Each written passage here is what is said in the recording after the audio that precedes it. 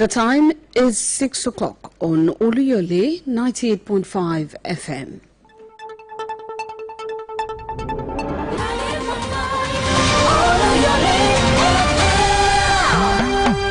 News. Good evening. This is Jamila Iligbide. Reading with me is Puluwaji Ogumola. Bringing you Newscope, our daily news program of in-depth reports, interviews and commentaries. First, the highlights. NLC holds protest against insecurity. Reps raise the alarm over alterations of tax laws. Governor Makinde approves conversion of 654 personnel to higher service cadres. 104 killed in Sudan's Kordofan drone attacks. Now the details. Members of the Nigeria Labour Congress (NLC) today assembled at the NLC Secretariat Abuja for a nationwide protest against rising insecurity and worsening economic conditions across the country. President Bola Tinubu met with the NLC leadership on Tuesday night in a bid to avert the protest, but the union president, Comrade Joe Ajero, told newsmen there was no going back. Also in Lagos, the protesters gathered in Ikeja, carrying placards, chanting slogans and demanding urgent action to curb violent crimes and kidnapping. The demonstration first announced after the NLC's National Executive Council meeting on the 4th December 2025 responds to a wide range of national crises.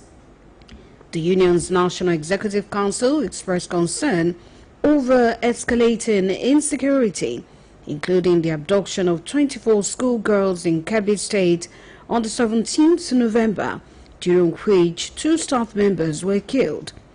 The protest also addressed broader labor grievances, including unresolved agreements with the federal government and rising cost of living. The pervasive nature of selfishness among Nigerians, characterized by lack of concern for the welfare of others, poses a significant obstacle to the country's development. A public affairs analyst, Professor Babatunde Adegoke, made these remarks while discussing the topic incessant attack on Kogi community and church matters arising on the BCOS Current Affairs Breakfast Program AM 120. Our reporter, Fedora Afolagboye, who monitored the program, has the details. Incessant attacks on Kogi community and church have sparked outrage, raising concerns about security and protection. The incessant attacks have led to loss of lives, property damage, and displacement, prompting calls for immediate government intervention and support for the affected communities. Discussing this topic on the BCOS AM 120, a public affairs analyst, Professor Babatunde Adegoke, attributed the church attacks to opportunistic banditry, suggesting bandits view churches as vulnerable targets rather than targeting Christians specifically. He noted that the United States President Donald Trump's threat has galvanized the federal government, prompting it to implement positive changes, which he applauded. For me, I don't want to believe that there's genocide. Yes, there's persecution of Christians, but I think those bandits, they see the churches as soft targets where they can get handful of people to kidnap, and they know that when they kidnap from churches, even if those people don't have money, the church members will do all that they can to raise money. Professor Babatunde expressed concern that Nigerians' lack of patriotism and insider complicity are major obstacles to combating banditry, stressing the need for Nigerians to change their mindset and prioritize national interests. You see, this idea of insecurity affecting our economy, is expected, because an average farmer, especially if you appreciate the fact that most of the farm products actually come from the north. And those are the areas that have been overwhelmed by this insecurity. Professor Babatunde urged the federal government to boost security forces and educate the public on security measures, emphasizing the need for a collaborative approach to address Nigeria's security challenges. Fedora Afolagwe, BCOS News. A chartered aircraft operated by Skypark Kaduna crash-landed at Sam Bakwe International Cargo Airport, Owerri, at about 8 p.m. on Tuesday. The plane was said to be heading to Port Harcourt from Kaduna when it crash-landed at the threshold of runway 17. 2 of the 4 persons on board were reported to be in very critical condition and were quickly rushed to the Nigerian Air Force Hospital close to the airport. Reacting via a press statement, the Director, Public Affairs and Family Assistance, Nigerian Safety and Investigation Bureau, Mrs. Bimbo Oladeji, said there were no fatalities. She said efforts are currently underway to coordinate the recovery and evacuation of the distressed aircraft from the crash site to allow for detailed wreckage examination. Inspector General of Police IGP Kayode Egbetokun today insisted that the tinted glass permit policy of the Nigerian police was lawful.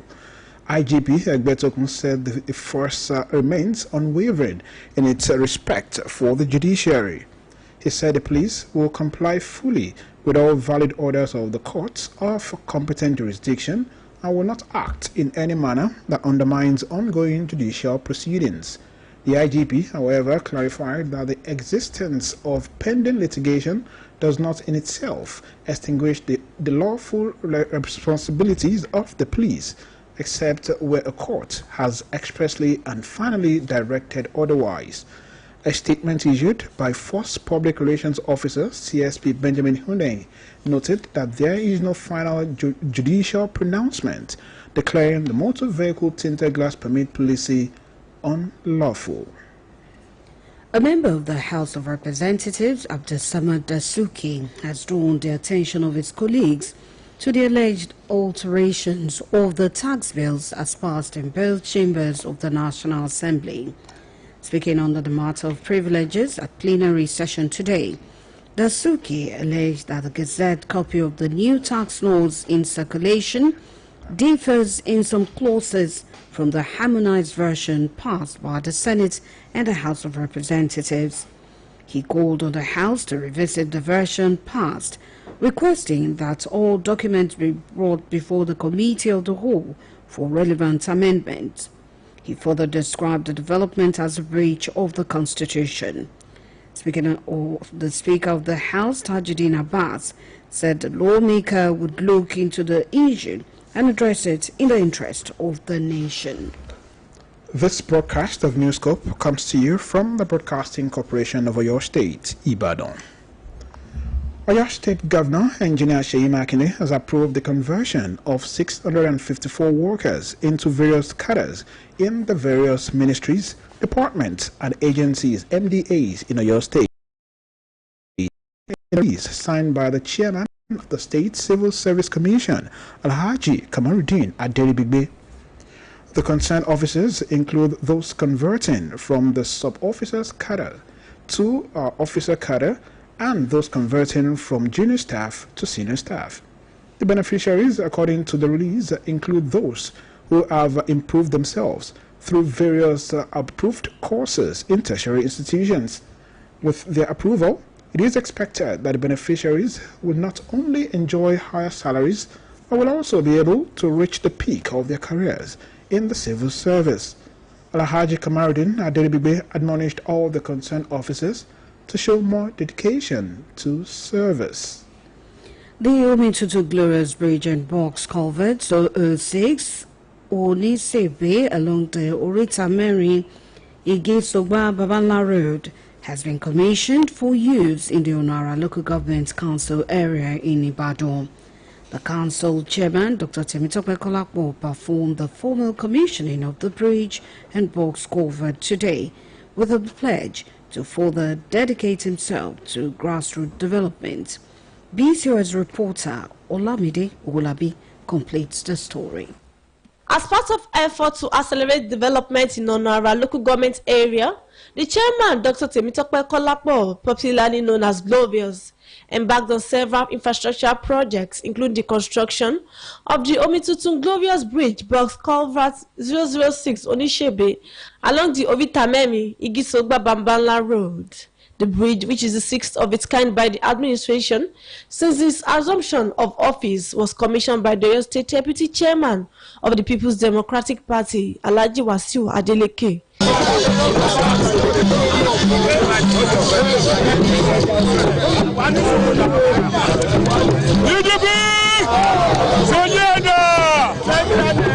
Speaking at the event, the PDP Deputy Chairman, Alhaji Wasiu Adeleke, expressed satisfaction with the quality of the project and commended the chairman for his performance and for promoting the image of the party.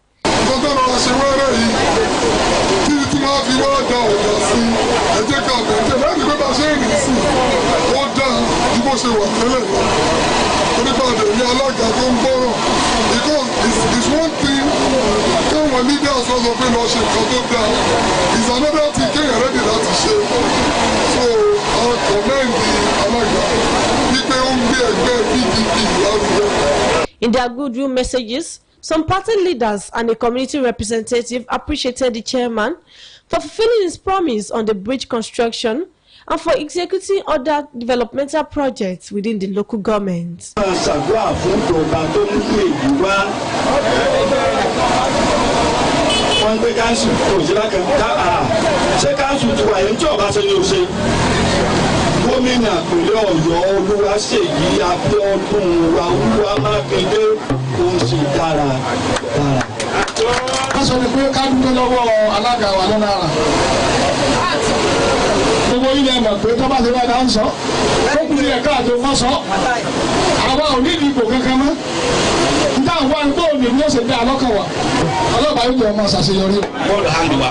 We are not disappointed having him as our council chairman. He continues and improving on what we have been doing. Bridge in Tawashi, Kefa, he coni a cosire, Colomba Bani, Wapelue, Colomba Colowo, that's good to do. In his remarks, the local government chairman, Dr. Temitope Kolapo, attributed his achievements to the leadership style of the Oyo State governor, whom he described as role model. He said that roads leading to the bridge would be tarred in the coming months and added that chairs for primary schools across the local governments are currently in production. I'm here to solve the challenges of my people. Anything that can hinder the peace and progress of my people, I will work on it.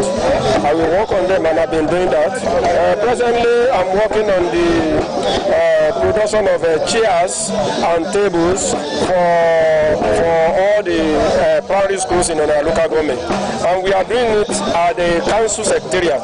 If you get there now, you will see it. Many chairs have been constructed, and by the grace of God, we are going to finish it as early as possible next year, January. Highlights of the event, which included the presentation of gifts to the chairman, are traditional rulers, religious leaders, and party chieftains in attendance. Olamide Owolabi, Business News.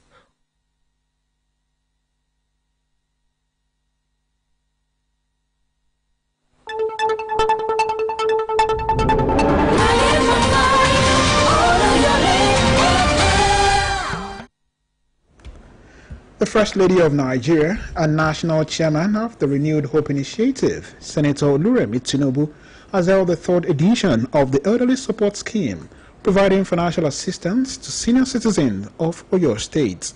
PCOS reporter Hawa Ibrahim reports the social investment program held at the local government training school secretariat, Ibadan. Hawa's report is presented by Gbemisola Adebayo.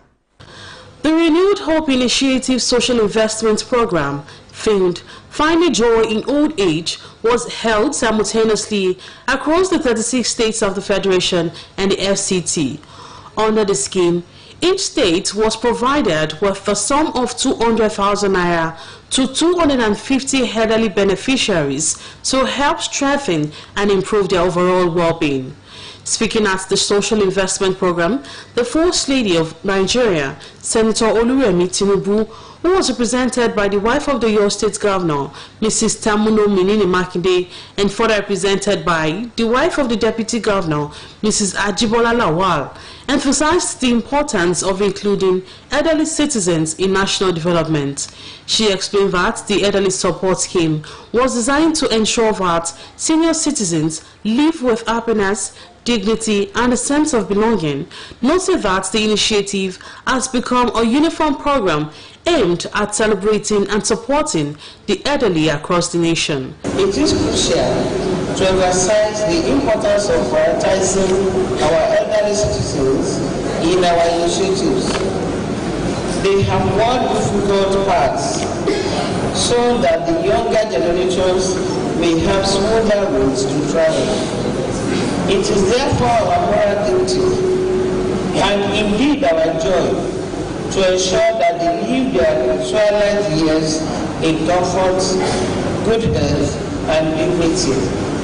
The Oyo State Commissioner for Women Affairs and Social Inclusion, Mrs. Toyin Balogun, described the program as a clear demonstration of the government's commitment to the welfare of senior citizens, acknowledging their years of dedication and contributions to societal development. It is our hope that today's outreach will not only improve health outcomes, but also reaffirm our collective responsibility to care for those who have contributed immensely to the benefit of our society in their youth. Also speaking, the Permanent Secretary in the Ministry of Health, Dr. Akintunde Ayinde, who represented the Minister of Health, encouraged the senior citizens to go for regular checkups and adopt nutritious diet. The Renewed Hope initiatives Finding Joy in Old Age program, which concluded with heartfelt gratitude from beneficiaries, featured free medical checkup. The Nigeria Customs Service has commenced enforcement of penalties against designated banks that delayed the remittance of customs revenue in a move aimed at strengthening transparency and safeguarding government earnings. The service stated that it had observed instances of delayed remittance by some designated banks after the reconciliation of collections processed through its Budogu electronic platform, noting that such delays constitute a breach of the agreed-upon obligations.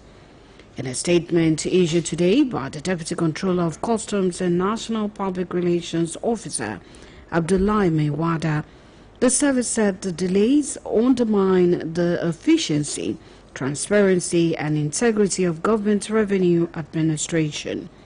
According to the statement, the enforcement action is in line with the provisions of the service-level agreement executed between the NCS and designated banks responsible for collecting customs revenue on behalf of the federal government.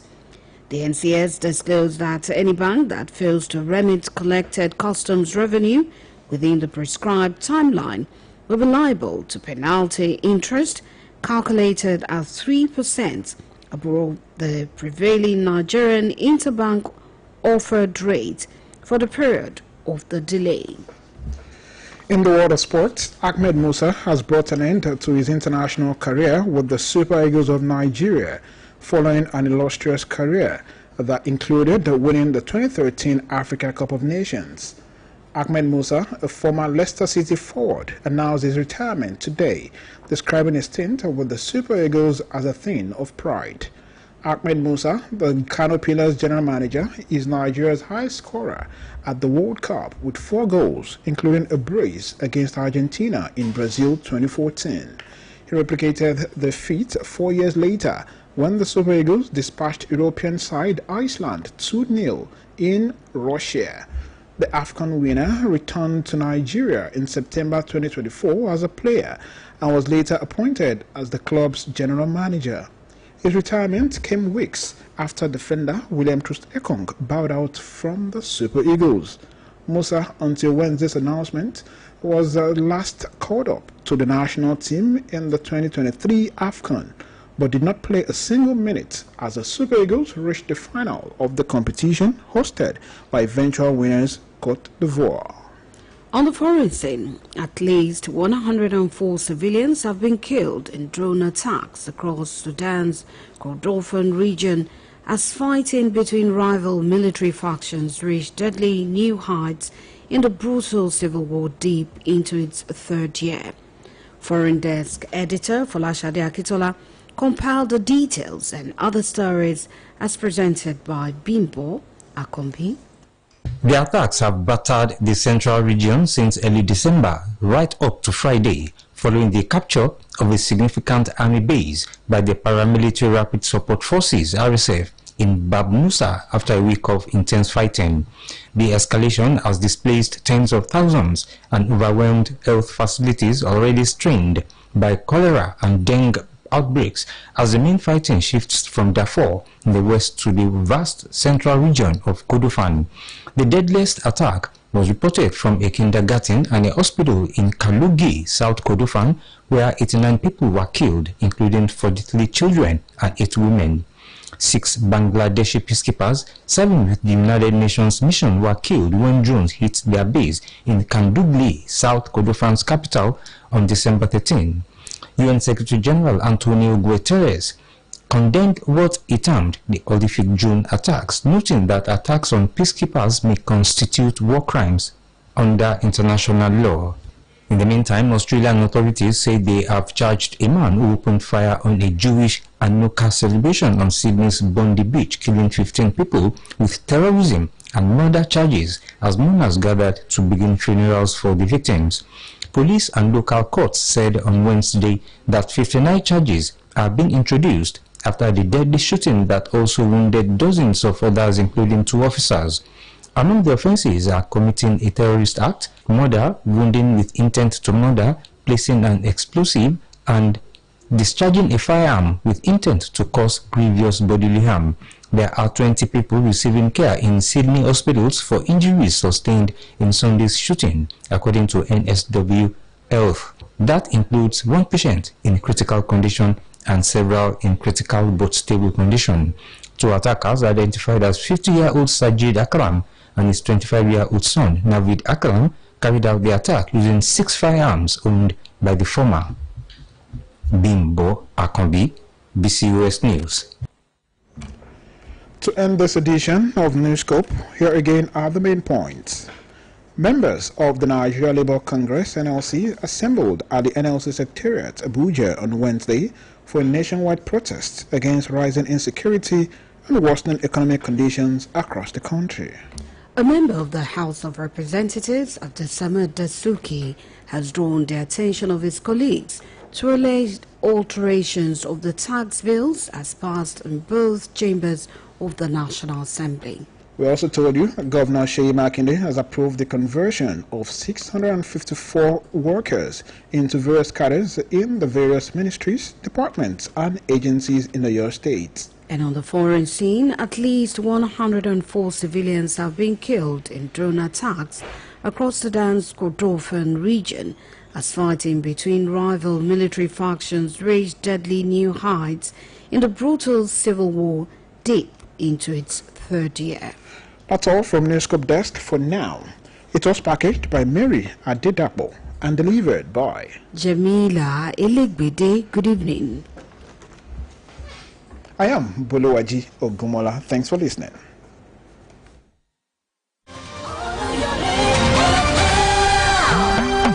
The news.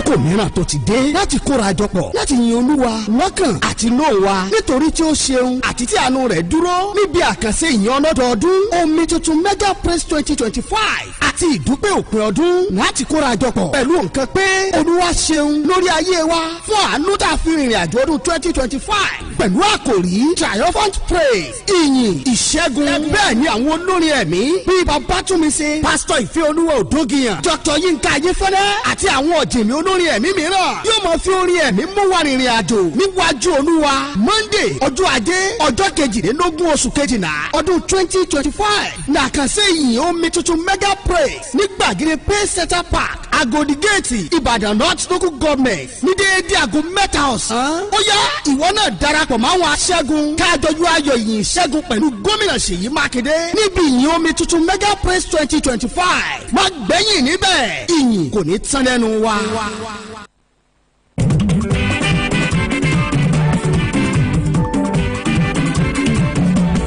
TS Charity ẹni fẹ́ ṣàríyá o, gbogbo ẹni fẹ́ ṣàjọ̀dún, àbẹ́ni fẹ́ ṣèpàdé o, gbogbo ẹni fẹ́ ṣènáwó. BCOS event grand òun lè máa bọ̀, BCOS event grand òun ló kájọ ẹ̀ fún gbogbo ayẹyẹ èyí tẹ́yìn bá fẹ́ ṣe. BCOS event grand òun lè máa bọ̀ o. Bóyá wá gbé mi débẹ̀ yóò, ilé akéde. Bóyá wá gbé mi débẹ̀ yóò, BCOS event grand. BCOS event grand débi tílẹ̀ ti tẹ́jú, àyè ìgbọ́kọ̀sí ń bẹ ìyẹn pọ̀ jaburata. BCOS event grand ìyẹn nílé akéde oríta Báṣọ̀run nílùú Ìbàdàn. BCOS event grand òun ni ẹ máa bọ̀ o. Ohun tá à ń sọ ni pé fónírúurú ayẹyẹ tẹ́yìn bá fẹ́ ṣe ó ti wù kó fẹjú tó. BCOS event grand òun ló kájú ẹ̀, òun ló káàtó. ṣókùn àgbàlẹ̀ yìí fẹ́ ṣe ni tàbí ìgbéyàwó tàbí birthday tàbí open year crusade. ó sì jẹ́ book launch ní tiyín ni ẹ máa bọ̀. ẹ̀yin sá ti kàn sí wa ní yàrá kẹrin commercial department BCOS ilé akéde tàbí kẹ́ ẹ pè sórí BCOS customer care line tololong 0915-870-3300. BCOS event grant ilé àríyá fáwọn tó mọ bó ṣe ń lọ.